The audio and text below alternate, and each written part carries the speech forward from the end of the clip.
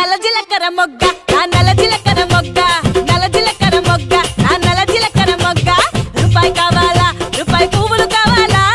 రూపాయి కావాలా రూపాయి పువ్వులు కావాలా నా రూపురేఖ సల్లగుంటే ఎలాగా